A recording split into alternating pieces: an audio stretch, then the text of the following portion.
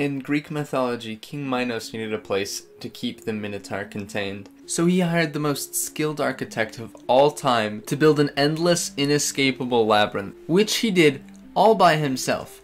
This architect was Daedalus, the greatest prison builder in Greek mythology. He later went on to escape a prison of his own by creating wings and flying away, making him the greatest prison escapist in Greek mythology too.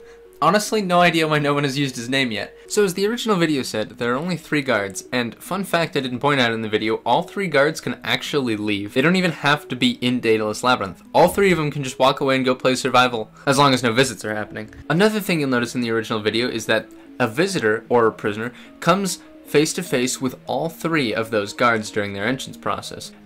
We'll call them red, green, and blue in the order you find them, basically, rainbow order.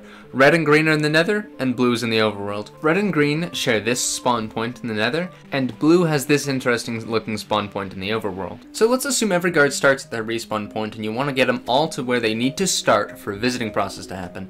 I'll start with blue. Blue being the last guard, the one in the overworld. He's the one who has to load all the chunks in the nether so that all the redstone works. So what he's going to do is, starting at a spawn point, you'd pearl through here, and you come to this portal. Going through this portal will lead you to this elevator right here, which ideally you should have a Elytra for, because it's the quickest way up. After you get to the top here, you just have to, pearl glitch into the bedrock. And then of course you'll start going up this one, and pearl glitch up this carpet. Now you're where this respawn point is, and now all 3 guards are in the same spot. The first thing that's going to happen is green is going to go up here. He's the control guard, he's the middleman. Second person. Blue and red are going to go down this hallway, but first, red is going to set a stasis chamber right here. Flick this lever to turn it on, and then just throw a pearl, just like it is in Ilios Citadel. That is another stasis chamber. Now red and blue are going to go down this hallway, but eventually you'll come across this right here. Past this border is where the bands are, and they can't pass this until the green guard who just came up here, that should be closed, this guard turns on maintenance. This maintenance mode basically disables all the bands in the prison except for the ones where the entrance portal is. That button should only be pressed if the guards need to repair something, say a visitor damaged something during the entrance, or if they're exiting. The blue guard and the red guard are going to split up. The blue guard is going to go through this portal and sort of just break it. Meanwhile, the red guard will disable it on the other side. Don't worry, there's no worry about this, because this is banned. The worst that players could do is throw explosives or items or whatever through this, but that wouldn't do anything to the guards aside from inconvenience them, and if it really inconveniences them, then worst that happens is you can't do visiting. But no one can come through this portal, they can only exit through it. So after blue has gone to the overworld and this portal's been destroyed, red will go up here. He'll pearl glitch right here. If you remember, the red guard is first seen right in front of the portal in sort of a little cage, and that cage is right here. As soon as he's in position, maintenance toggle can get turned back on, and this guard right here will get kicked from the game. But of course, when phase 1 begins, that's when he'll be able to rejoin. So now, blue guard, the last guard who's supposed to be in the overworld of the cell, is now out here, and he's pretty much free. He's also the guard who can do the mail, so this protocol is exactly the same for mail. He'll just come over here and get whatever mail he needs and puts it in the ender chest. As for how you run that, that's not really prison related, so I don't really want to enforce that. Just kind of build a system for people to hand you things and tell them who you want to give it to. I don't know, I'm not a post office, I'm a prison builder. As for how he gets it to the prisoner, we'll get to that. Now what this guard is going to do is they're going to travel basically east for a while. I think it's about here, hopefully. There it is. This portal is the safe portal to enter. So once the blue guard enters this portal, they'll show up right here. The prison is right here. Basically, just stand in this chunk and you're doing your job. Just wait here in this chunk. Oh, and just to visualize this, if you have default chunk render distance on a server, this guard will render 10 chunks. 1, 2, 3, 4, 5, 6, 7, 8, 9, 10. And then 10, 9, 8, 7, 6, 5, 4, 3, 2, 1. This is where the warden room is. So you want a visiting process to begin? First thing you'll do is disable maintenance toggle, of course. And now you can start these controls. As I said in the first video, these are very basic controls. First you'll, press the first button. Phase 1. To briefly explain what happens in phase 1, this area gets unbanned so this guy can rejoin. Obviously he got kicked when maintenance got turned off, so he'll rejoin he'll manually light the portal with flint and steel. There is some in one of the barrels, so that is technically part of the guard kit. This portal gets lit, then TNT will destroy this portal, and then this piglin will move back, and the portal will get unbanned, and this player can join. Now, like I said in the video, multiple people can join, and I said I'll explain more later if multiple people join. Well, now it's later. Here's what you do.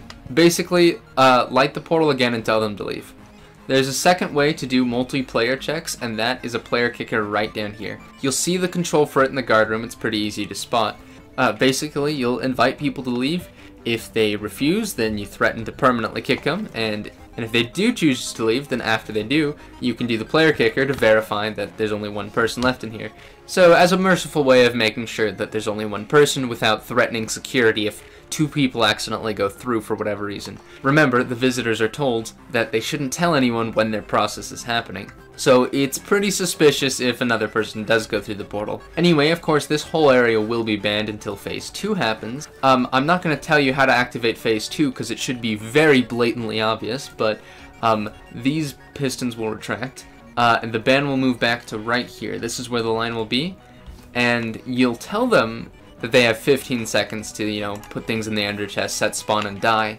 And the reason you'll tell them that is because there's actually 30 seconds, I'm pretty sure, but you want enough time to, like, manually kill them, and then let the guard in the control room activate your Stasis Chamber. Remember, that was set by the red guard.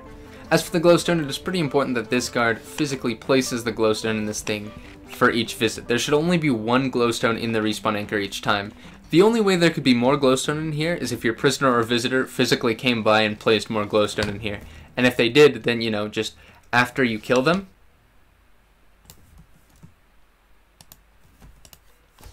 that simple. Or you could also lie to them and tell them to respawn, but don't actually obstruct their spawn point, and then they just go back to spawn. And then you can fix it later during maintenance. It should be very explicit that they are not allowed to place glowstone. That is classified under griefing. Also, a question that arises is, what if not everything happens during a particular phase? Like, what if someone doesn't enter the portal during Phase 1? What if someone doesn't have time to set their spawn during Phase 2? You can redo the phases as many times as you want. So if Phase 2 ends, but not everything that needed to happen in Phase 2 happens, then you can click Phase 2 again and reopen it, and you have a second chance. Just don't tell the visitors that, because it's better for them to think there's a rush, so they're less likely to try and plot things. Again, I know that's not going to stop actual hardcore escapists, but it does make it less likely for casual escape attempts to happen, and more likely for this to be a reliable visiting process. So whilst they're on the respawn screen, that's when you're going to wait for a server restart. After the restart has happened, you'll want to make sure that your prisoner or visitor is available, and on the ready to click respawn. You'll activate Phase 3, and as soon as you do, you'll tell them to click respawn, and then they should appear here. If they don't click respawn, or they just choose to stay here and wait, it doesn't really matter, because they don't have time to break anything except these trapdoors, which you should fix on maintenance. But anyway, if they do obey, then they'll walk all the way down this hallway. Now, the red or green guard is going to set their stasis chamber in here again. It really doesn't matter who, but one of the two guards here will set their stasis, and then they'll come up this ladder, and they'll pearl glitch up this ladder. Should only take you a couple pearls, and then you will manually light the portal for this visitor. But not so fast. Before you light that portal, you'll have to wait here for a bit with the visitor. The blue guard, remember he was waiting in the nether loading the chunks? He no longer needs to do that. He can come out of the portal, and he'll travel this direction. This is northwest. And of course, it is possible to get here in the amount of time it takes for Phase 4 to happen. So you'll just drop down here slowly so you don't die. And so, once the blue guard is in position, ready to see the person enter the portal, you know how to get to it, so I don't have to explain. This player will light the portal for the visitor. Visitor hops through, obviously they break it on the other side, and once they come through here, blue guard, who just made it here, breaks this portal. Now you pretty much just take him to whatever bed you need to. I recommend organizing, like having a list of like every bed and which ones have been occupied and which ones haven't. When you get to the one you want to, you'll literally just mine in. If they break a bed or start griefing or doing whatever, trying to be annoying, then just kill them. You should be able to outrun them in any situation, because the guard kits have pearls. If they disconnect, then you have two options. You can disconnect, because Yes, I forgot to say it, but I feel like it's implied. Obviously, the visiting auto-panic is on in both dimensions throughout the entire visiting process. So you could just disconnect and then wait for them to choose to rejoin, and if they never do, then you never have to. Or, a much simpler thing is you can come get the resources to build a mini area ban, and then just place the area ban on the place where they disconnected and keep that there until they come back. I mean, that's pretty much all you can do, because you can't just let people run around in these halls while you're off away, because then they can just go and break people's you know, it's a rough sacrifice to just ban a part of the cell, but it needs to be done. Assume you want to actually bring them back. Maybe you're not cruel and you don't want to keep them imprisoned forever. How do you return them? Well, first you'll want to make sure that all the chunks are loaded, and the easiest way to do that is just to go down this chute right here and put items in all 65 chunk loaders and light them all. That takes a while though, so another way is to get onto the roof and just see if all the chunks are loaded and then have someone else break their bed. Remember, there's a red and green guard in the nether, and there's a switch to light a portal in the nether. So you're going to have one of those two guards activate the switch, and the other will come into the overworld. They'll enter this portal, the guard. They'll come into here. The blue guard's bed is of course right here, and obviously he respawns here. But if you place slime blocks, well, any blocks, but slime are just easy to break afterwards, right here, then his spawn point gets put on this shulker box, which in turn goes all the way to the roof. This is how you get into the guard room. I've already explained how the blue guard is supposed to exit and get to the end. Do that again. Go to the end and then jump through the portal. You'll respawn up here. This is also how you give mail to the prisoners. Then you'll just sort of fly down. Make sure before you enter that portal that you do not have any contraband on you, because there's no guarantee that you're gonna survive in here. You're at the mercy of the prisoners. This is their domain. If you get killed, that, you know, sucks. Nothing you can do about that. I guess you could like temporarily ban someone or something. Depends on how cruel of a guard you are. So you'll come into here, you'll kill whatever visitor you need to, and their bed will already be destroyed because, like I said earlier, you break it before you get in here. And as long as you know the chunks are loaded, that guarantees there's no pearls. Or, if you're doing mail, just find whoever you need to give mail to and just, you know, press Q. Oh, by the way, did I mention there's a mail tax? Yeah, so it costs 14 netherite to enter the prison, but it also costs 5 netherite to send mail into here. So basically more money for the guards, but this is important to note, the guards themselves, if they're good guards, will come in here regularly and give items to the prisoner, because there's frankly not a lot of items you can get with what's available in here. So actually playing survival kind of depends on the guards handing you gear, such as, you know, netherite armor and, you know, whatever else you want. Heck, if you see a guard come in here with netherite armor, might be a good idea in trying to kill them. I mean, they can't really punish you. As long as they kill you, they get your armor. I don't know why I'm saying this in a guard video, but, you know. Anyway, one other thing, this isn't really guard video related, but people have sort of criticized Daedalus Labyrinth for the fact that it's big and probably too expensive. People have been like, it would take you 120 years to build. No, okay, sorry. No offense, but everyone's calculations are very off. Firstly, in V1, people way overestimated how many of these bands things there were. There's only about 1,000. And also in V2, they are way cheaper. So, as you can see, there's about 56,000 in one of these cheaper units. Now, the number of cheaper units is 1,088, which is the majority. 1,088 multiplied by 56,000 is 60 million, which is way less than people thought it was. And the more expensive ones, which there are about 200 of, have about 150,000. I'm rounding up, by the way. 30 million plus 60 million is 90 million. Then we include the nether. How many millions do you think the nether could be? The answer, again, is about 30 million-ish. I actually don't know the exact answer, but I know it can't be far from that. So you have 120 million.